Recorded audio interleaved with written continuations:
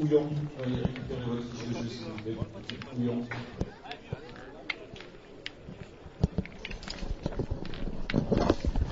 Eh bien bonsoir et bienvenue à Sassenage pour le 3e Pétanque National Cup.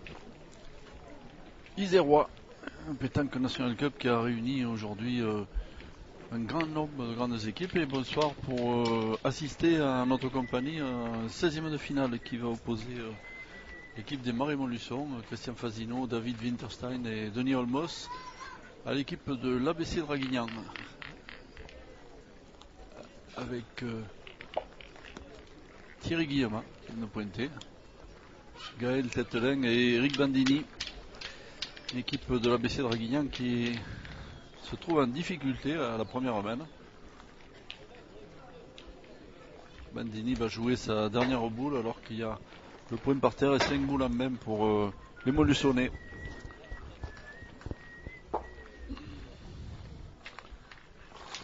Une vraie chance pour Fazino de prendre un bon départ. Avec 3 trous de Tetelin et un de Bandini et 3 boules qui sont relativement moyennes. Mais on s'est aperçu depuis ce matin que les carrés de Sassenage réservent de grosses surprises avec des boules de poing qui ne vont pas toujours où on veut. Allez, Olmos pour en mettre un deuxième. Et c'est fait. C'est fait.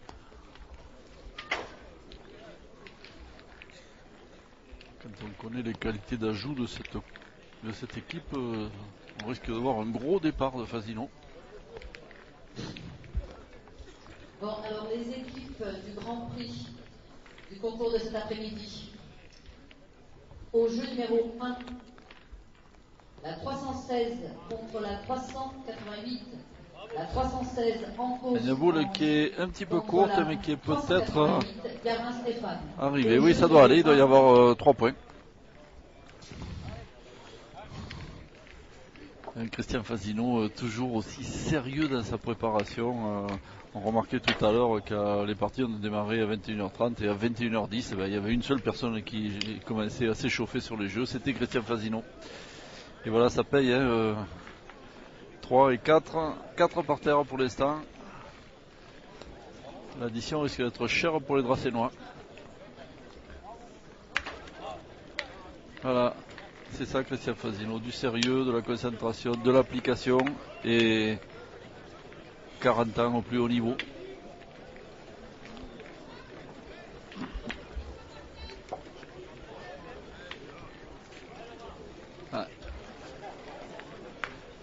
Voilà, et déjà qualifié pour les prochaines 3 championnats de France, me glisse à l'oreille Lionel. Et oui, il est toujours là Fazino.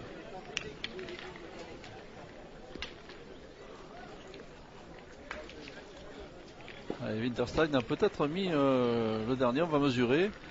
En tout cas, il y en a 5. Eh ben non, on ne mesure pas, il y a 6 points. 6 points et un gros départ des Montluçonnais qui font une main énorme pour commencer. Et la pluie qui commence à s'abattre sur Sassenage, elle nous avait épargné toute la journée. Et elle commence à tomber maintenant sur les carrés.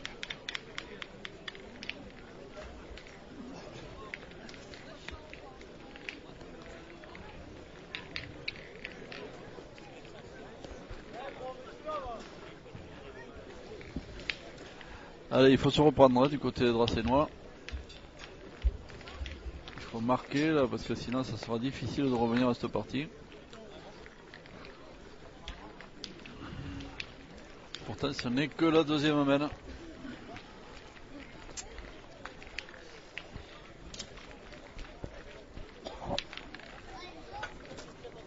Ah, ça fait mal, hein, ça fait mal. 6 points quand on joue Fazino.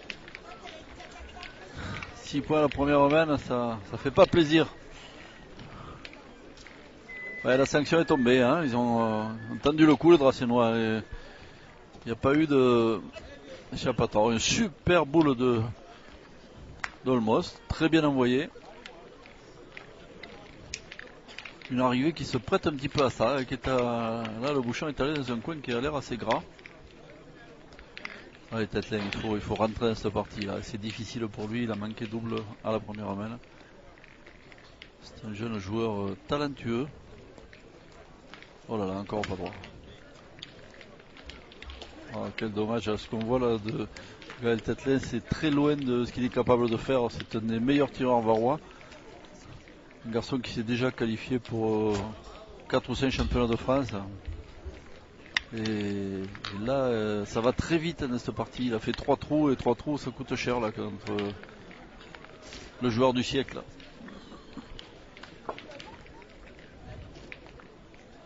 Allez, Titi Guillaumin pour essayer de reprendre ce point. Eh ben, c'est bien envoyé, c'est repris.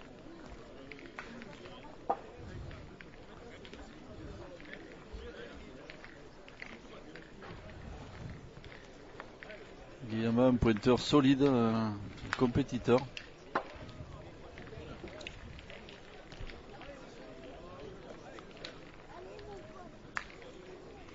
Et voilà, Winterstein qui lui rentre de suite dans la partie. Premier tir, première frappe. Allez, ça va être difficile pour les Varois. On profite pour laisser un bonjour à tous les Varois là, qui sont à l'antenne et à l'écoute de Bouliste Note. Bon, pour faire plaisir à Lionel, on va aussi donner le bonjour à tous les Bouliste Note du Cher qui sont aussi à l'écoute. Ah ben c'est regagné, bravo, 2 superbes envois de Guillaume.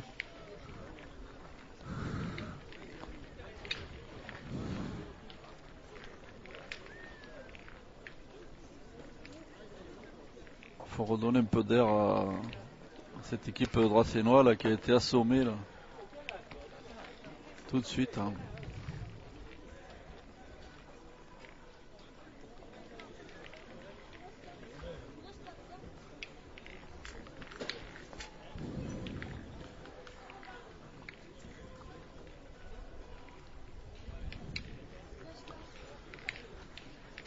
Les parties sont arrêtées parce que un incident en dehors des jeux.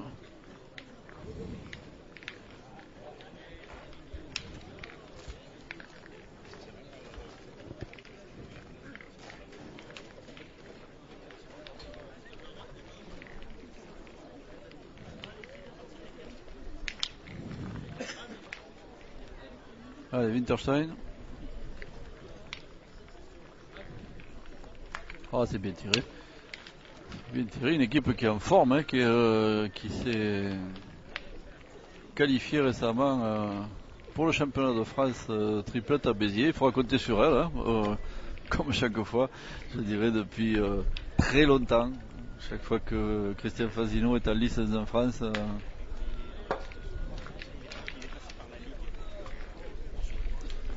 Exactement. Exactement. Allez, c'est encore gagné. Ah ben voilà, on va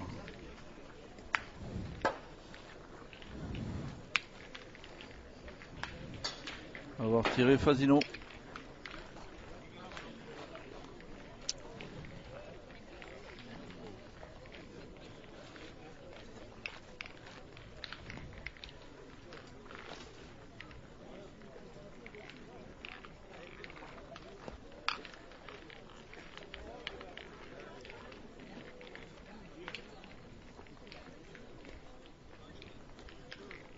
Oh là là, Caro. Ah, c'est toujours un moment particulier de voir Fasino rentrer dans le rond. On voit pas simplement un tireur jouer sa boule, on voit une légende en action.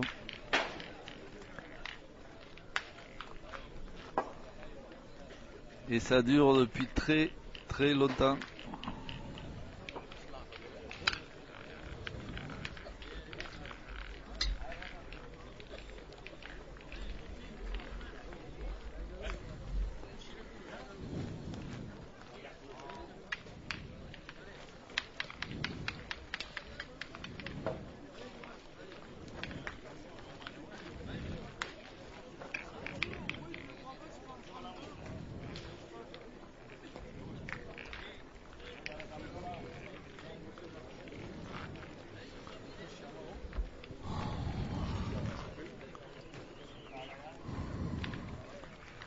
Ah, Tetelen qui a un petit peu embrouillé le jeu.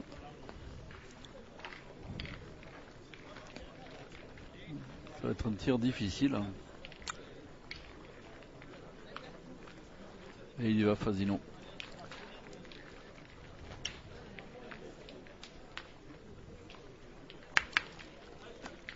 Il faut bien attirer ce boule. Il faut qu'il y en ait au moins une qui sorte des 4 pour espérer encore faire une grosse semaine. Ah non. Elle était bien tirée, mais la première boule elle fait manquer la seconde.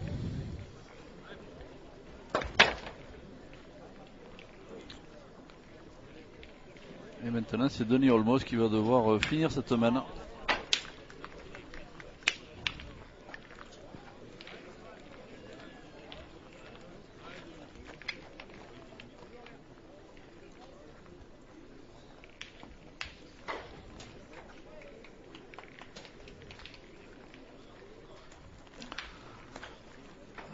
Et c'est volé, comme on dit dans le sud, c'est sauter au fil.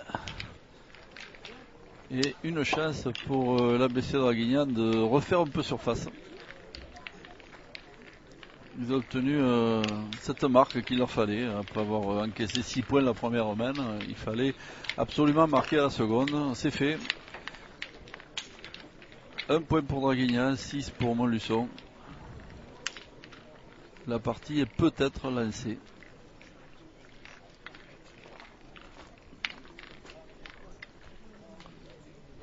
Mais c'était juste, hein, ça pouvait aussi bien faire...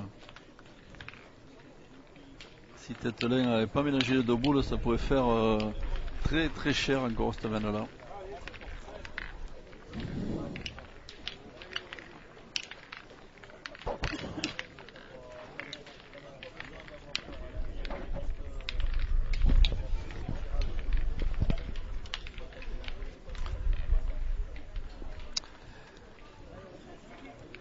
Et toujours ce grand plaisir de voir évoluer Christian Fasino sur les jeux. Pensez donc, c'est un garçon qui a été champion de France tête à tête en 1975. Nous sommes en 2013 et Fasino est toujours un des grands joueurs français. Extraordinaire.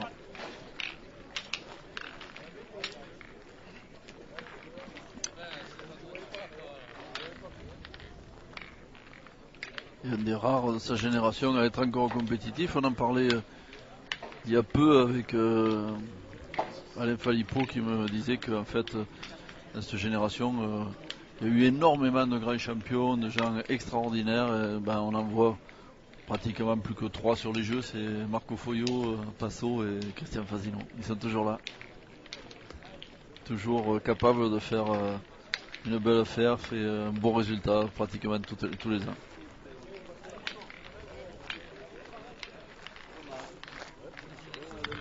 Allez, Guillaume un peu court, reprise de Denis Olmos. Toujours un petit avantage au Dracénois avec une boule qui est en plein jeu et qui demande qu'à faire une jolie carrière.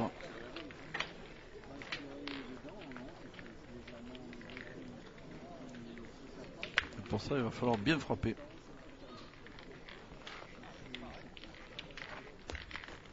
Ah, c'est bien joué, Titi. C'est bien joué, Titi Guillaume.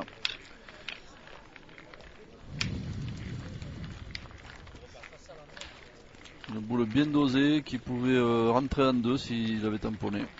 C'est comme ça qu'il faut jouer quand une boule traîne devant. Pas trop fort.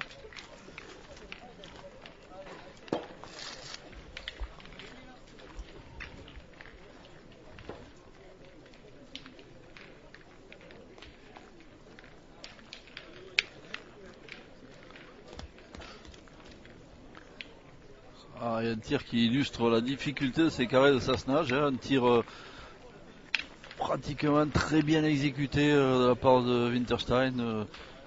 10-15 devant et une boule qui a manqué.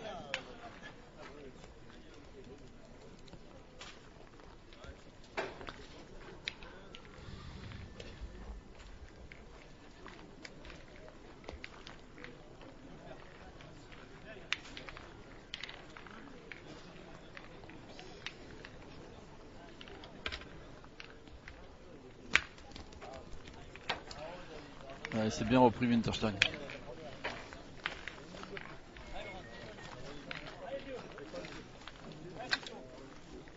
4 boules pour les Dracénois et 3 boules pour les Montluçonnais. Une main équilibrée.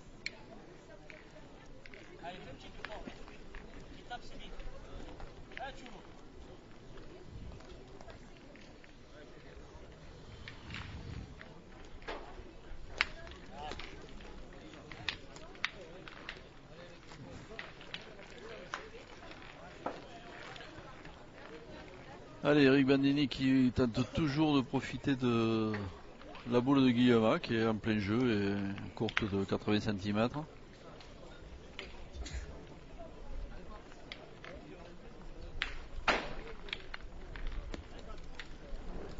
Et c'est encore bien joué. Et c'est repris.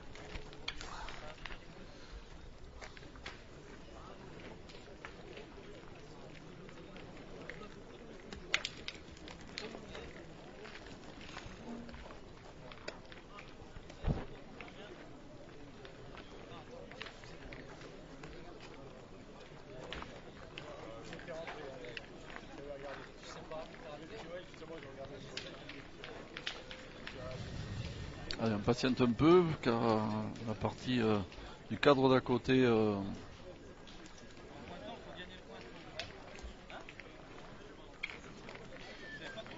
veut tirer.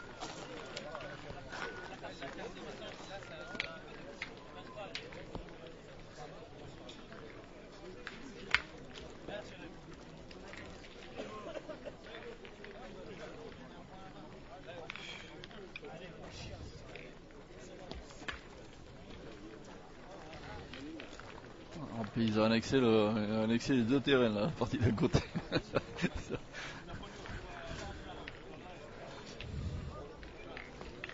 C'est pas pour déplaire à Christian Fasino hein, qui a toujours le temps de jouer.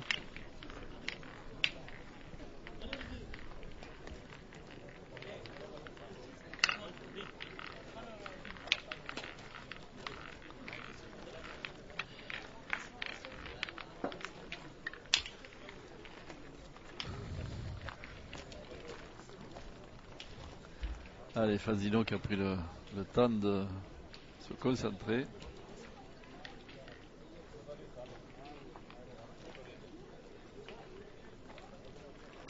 Oh, oh, oh, quel carreau, quel carreau. Ah, une boule qui est remontée au bouchon.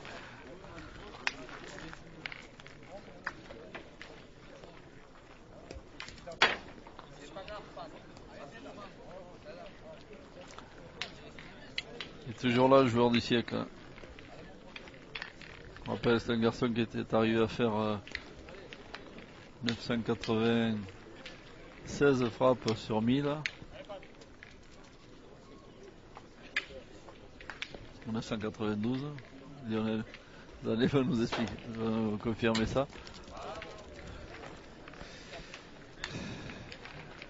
Et qui est toujours un immense tireur, on vient de le voir. Capable de fermer une main comme ça à 9 mètres sur un tir.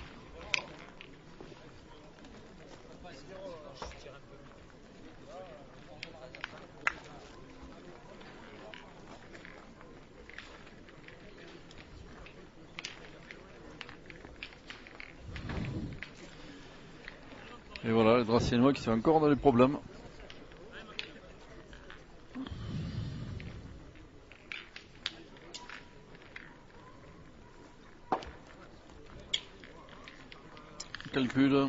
Calcul, on hésite à tirer.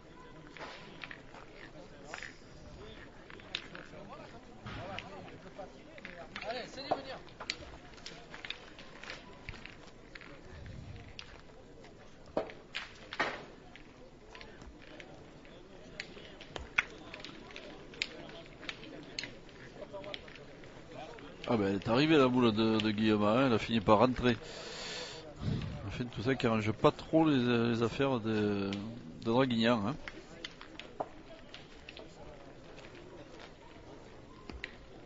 Tatalin qui a du mal à rentrer dans cette partie.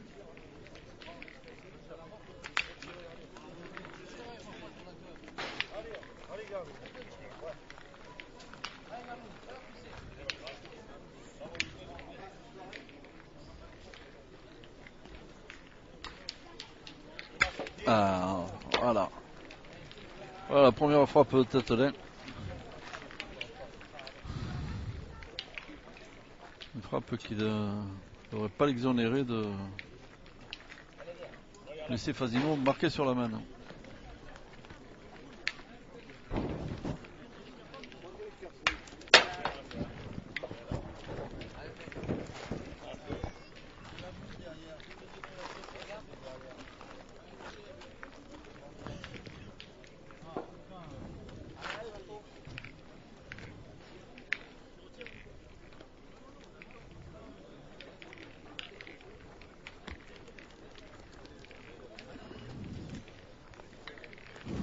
Une boule longue d'Olmos. Hein.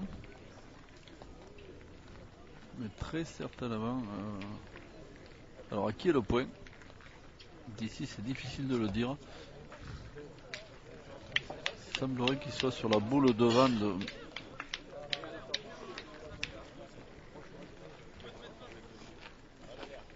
On va attendre, en tout cas on choisit de pointer.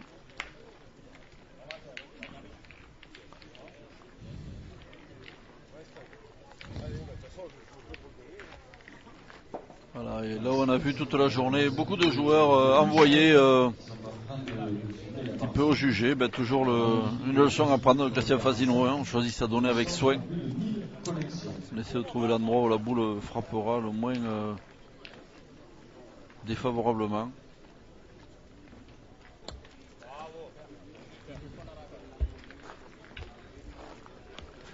Voilà, et cette toute petite donnée qui était comme une tasse à café, ben, il est tombé en plein milieu. Hein.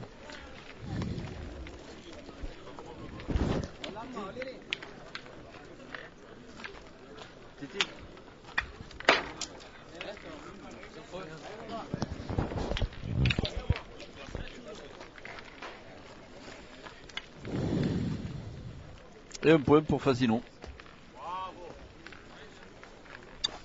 qui mène 7-1 dans cette partie qui recommence à se trouver sous la pluie.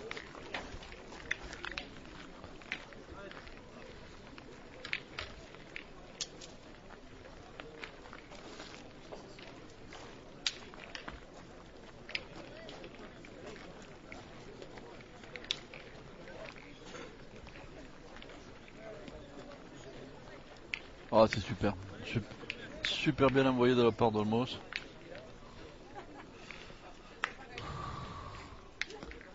Allez, maintenant il faut que Tête-Lain rentre dans la partie. On est à 1 sur 4.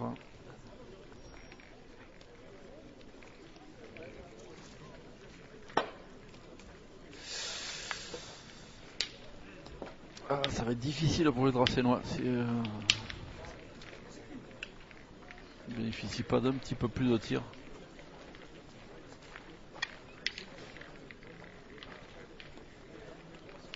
Allez, Eric Bandini veut le lancer son tireur. Il le renvoie au tir. Il faut qu'il rentre dans cette partie. Il est très très loin de son rendement habituel.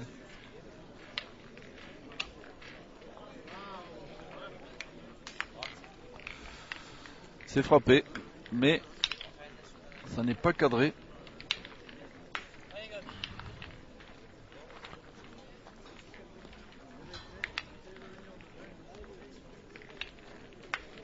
Et sous la pluie de Sassenage, là, les Dracénois vont être encore un petit peu sous la douche.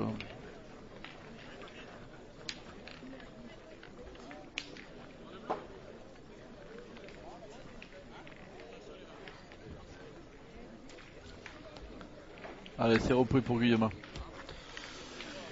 Voilà, des joueurs qui portent les couleurs d'un club qui s'illustre depuis quelques années, hein, et qui est porteur de beaucoup de bonnes nouvelles.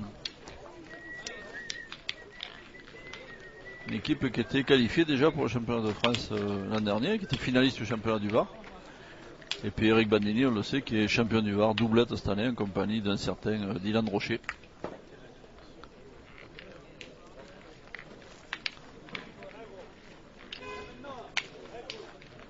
Donc une équipe qui a les moyens de se de batailler contre les Montluçonnais, mais qui pour l'instant est un petit peu en dessous. Huitième de finale demain matin à 8h45 pour le tirage et 9h mise en jeu. Nous retrouverons la formation de Daniel Laurent, Fernand Molinas et Dominique Lacroix.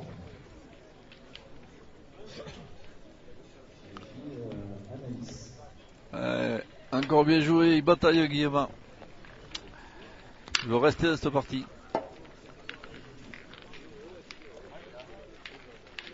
Alors, je rappelle à toutes les équipes qualifiées donc pour les huitièmes de finale demain matin qu'il faudra être vêtu de 3 hauts identiques, chaussures fermées et pas de shorts.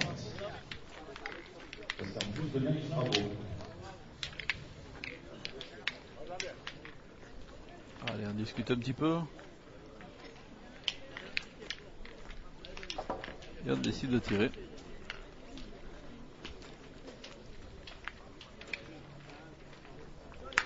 Oh, magnifique. Elle a patiné la boule de David Winterstein.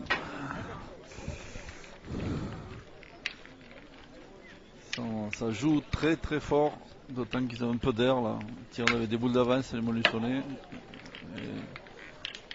Ce sont déjà des joueurs qui sont redoutables avec des boules en retard, mais là.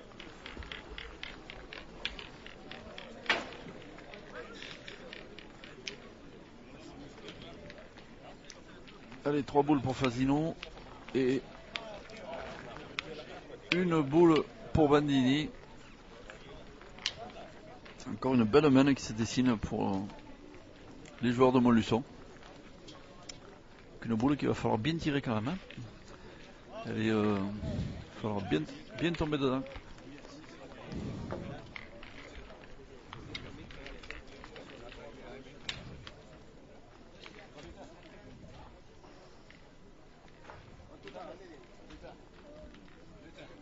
Oh là là, ouais.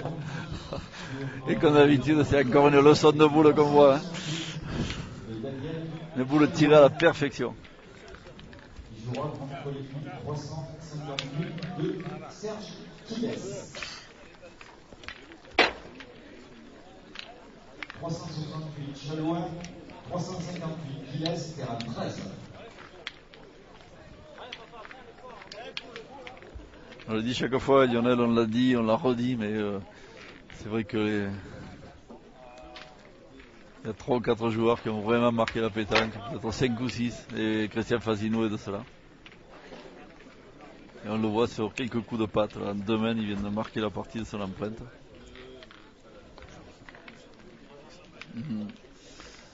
Une reprise qui lui a permis la marque, qui n'était pas donnée. Hein.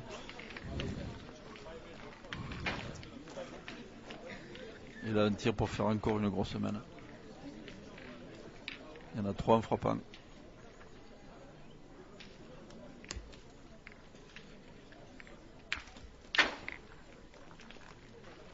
Voilà, c'est énorme ce qu'on voit ce soir là. C'est vraiment une démonstration dans ces jeux qui pardonnent pas l'erreur, hein, où on peut manquer une boule 4 doigts devant. C'est carreau, et recarreau, et recarreau. C'est vraiment du grand Fasino.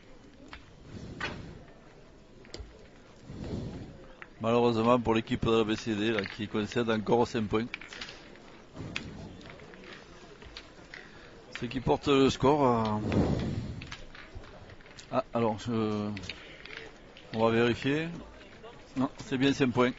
C'est bien 5 points et ce qui porte le score à 12-1 en faveur de Fasino.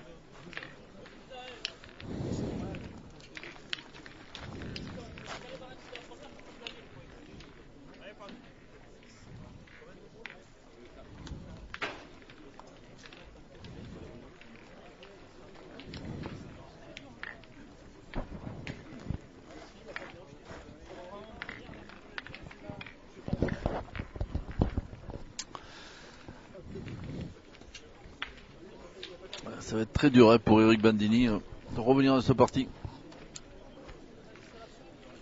Il avait déjà débuté face à une équipe qu'on sait difficile à jouer, mais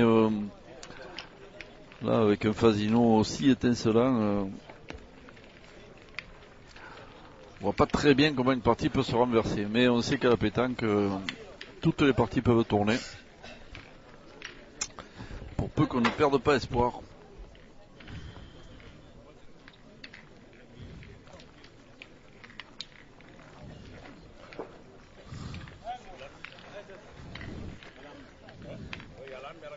Curieusement, un bouchon lancé relativement près par Fasino, alors qu'il mène 12-1.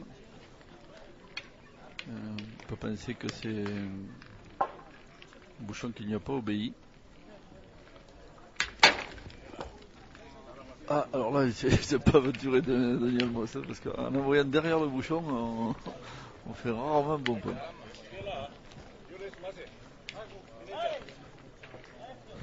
Allez, peut-être l'occasion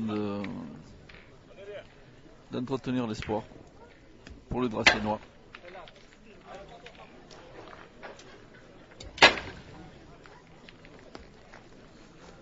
Voilà, il y croit, Guillaume. Hein, il sait qu'une partie, ça se joue en 13.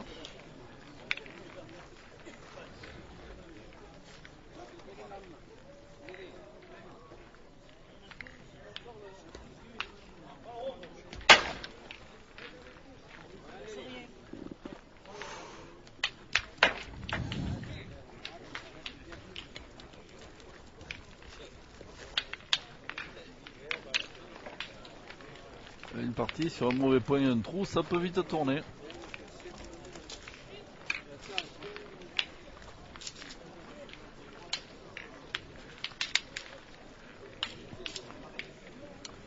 Voilà, tout ce qu'on espère là maintenant, du côté dracénois, c'est que le bouchon reste à sa place.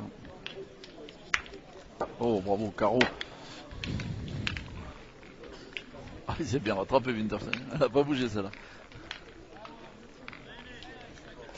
Allez, on a tourné. C'est Eric Bandini qui prend le tir.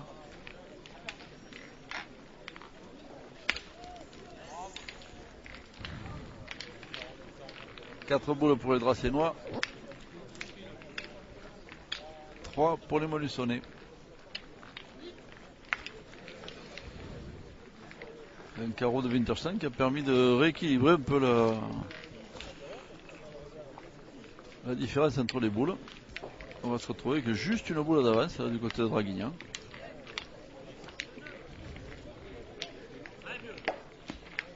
Voilà, c'est bien joué.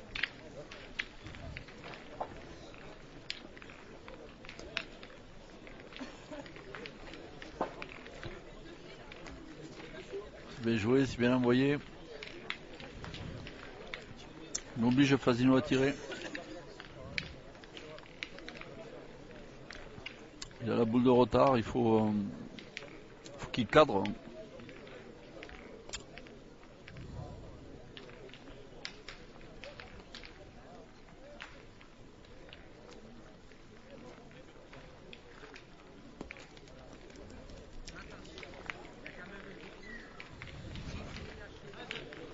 Et c'est manqué.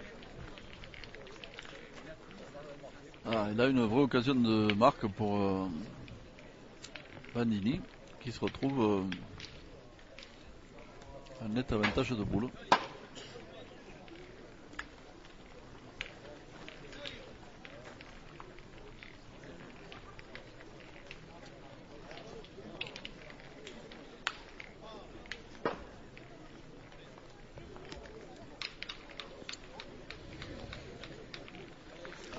Elle a gagné la boule d'Olmos.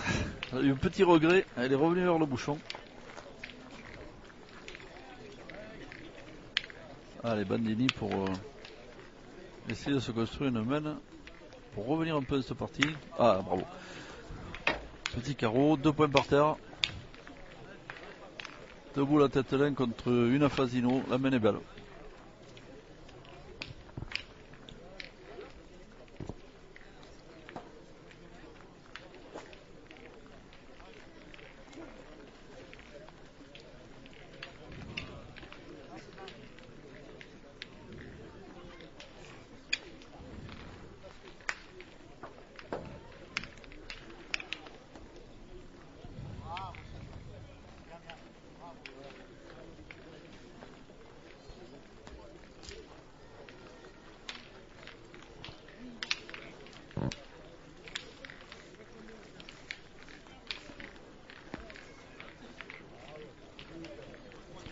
Il a trouvé la cachette.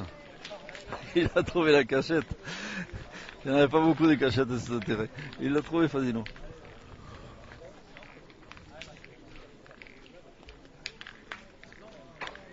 Mais une boule claire, ça risque de lui coûter 4 points. Et là... Ah, il se l'est éclairci la boule, Tetlin. Il en a 3 en frappant, il faut y aller. Hein. Il faut y aller, il faut essayer de cadrer, faire 4 points et rentrer dans cette partie. Ils sont 1-12 les Tracénois.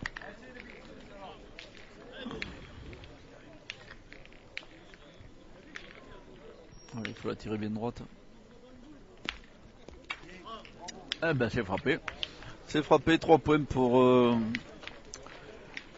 les sociétaires de la BCD qui portent la marque à 4-12.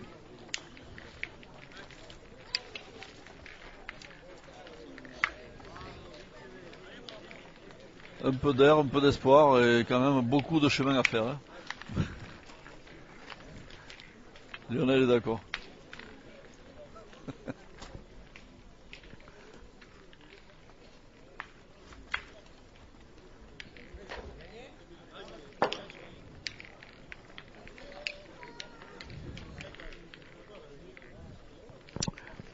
Il en veut Eric Bandini.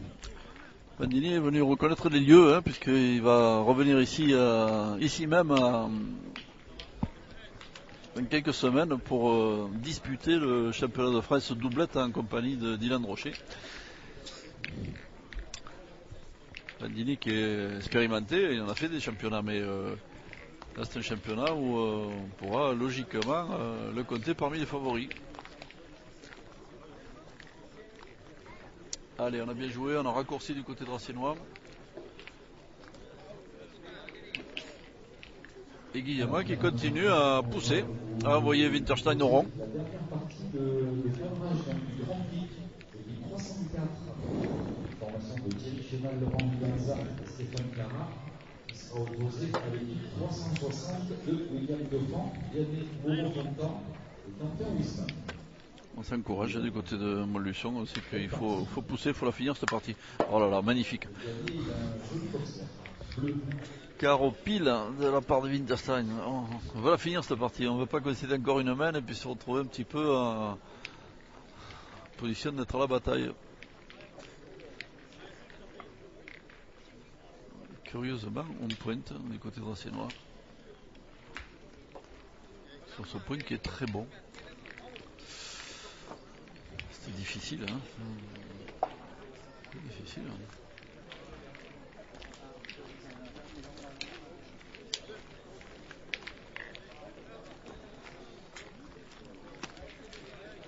Allez, Bandini.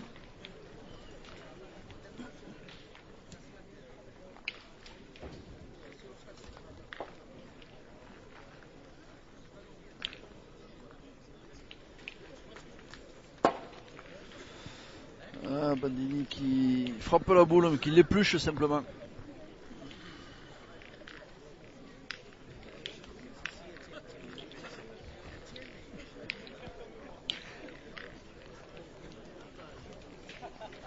Alors qu'est-ce qu'on va faire? Est-ce qu'on va tirer à la boule? Est-ce qu'on va tirer au bouchon?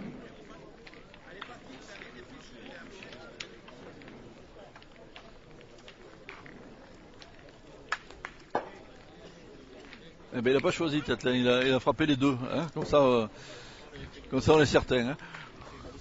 Ouais, il avait grossi le but. Ouais. Eh ben, l'espoir est encore là pour Draguignan.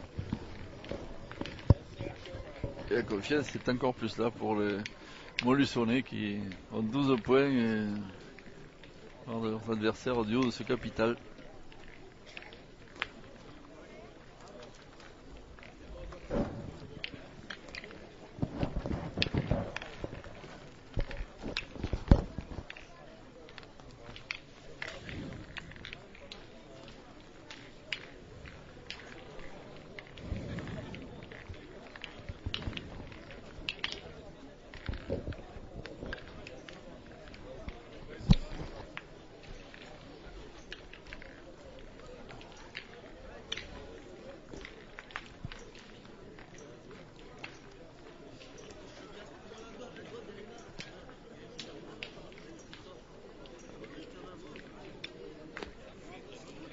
Une boule qui est pas sortie du coup là. Hein. Elle a frappé très très dur. Ah, il est pas content Guillaume. Il voulait continuer à pousser, il voulait continuer à envoyer le tireur au rond. Là, c'est certainement Bandini qui va devoir tirer.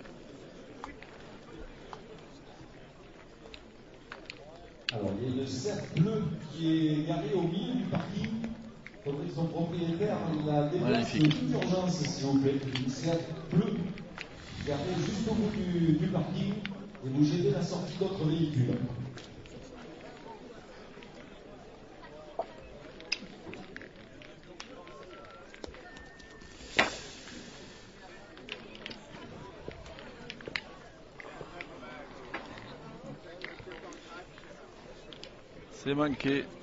C'est manqué et encore des soucis. Hein. Encore des soucis pour l'équipe de Draguignan. Alors apparemment on repart encore à la boule.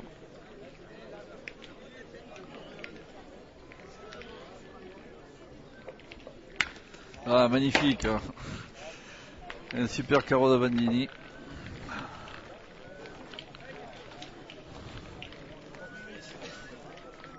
Ah, il se décourage pas les sociétaires de la BCD.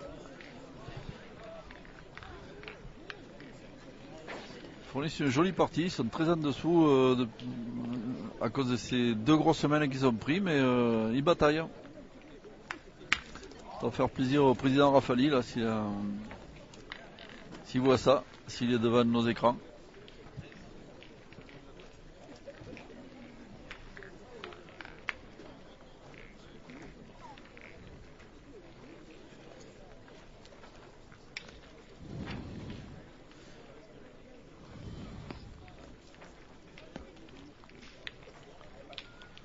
Allez, reprise de Dolmos. 3 boules à Fasino. 3 boules à Bandini. Encore une main qui va être difficile pour les Dracénois. Lionel m'apprend que vous êtes 1400 à suivre ce 16e de finale du Pétanque National Cup de Sassonage.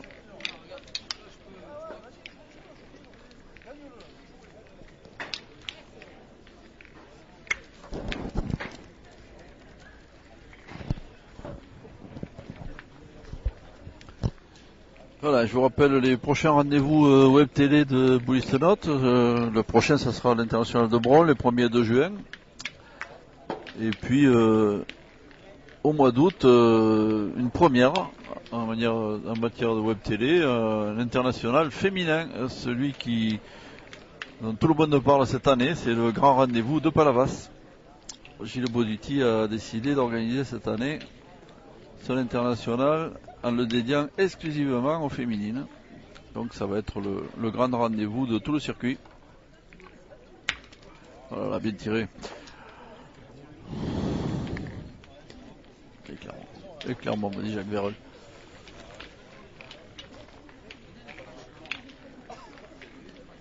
Encore là, c'est la corde raide pour les Dracénois. Il va falloir gagner 2 fois le point et espérer qu'il se passe quelque chose de favorable.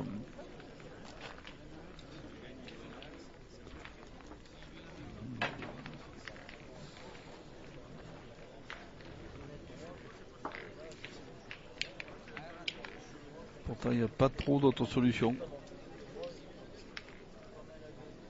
Je choisirais de tirer, mais ça devient très aléatoire. On a la chance que la boule d'Olmos soit un peu derrière. Donc on s'aperçoit quand même que dans ces terrains où il faut tirer bien à la boule, les boules sautent. Voilà, on étudie un peu tous les choix, mais la boule de Guillaume est très loin devant. Hein. Elle doit être à 1 mètre, 1 mètre 20. Allez, il va falloir bien taper. Il y a une petite donnée là que tout le monde a utilisée qui a l'air favorable. Ah ben il la prend pas Tatelin. Il a joué. Il a essayé de profiter de la boule quand même. Il l'a gagné, il a fait ce qu'il fallait faire, hein, parce que si on voulait avoir un peu d'espoir, là, il fallait gagner le point tout de suite. Hein. Mais on a une boule contre deux, et les deux boules sont dans la main de Christian Fasino. Hein.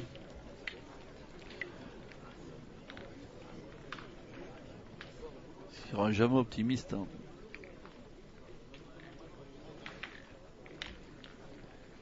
Oh, carreau. Ah, il laisse pas des rêves, Fasino, ce soir. Ça aurait été le cas, mais là, il est déchaîné. Hein. Et Tatelin qui commence à se dire qu'il va falloir qu'il rentre en deux, hein, parce que elle est très loin cette boule. Hein.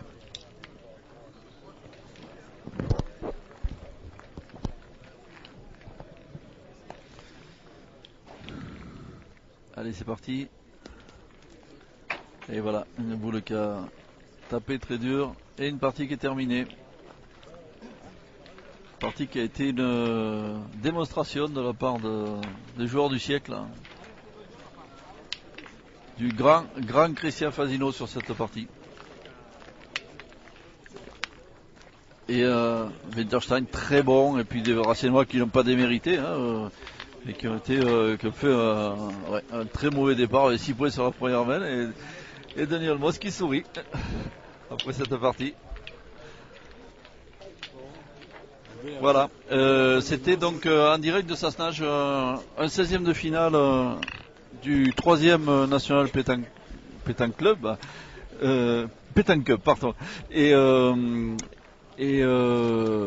partie qui ne sera pas la dernière que nous proposerons sur ce national.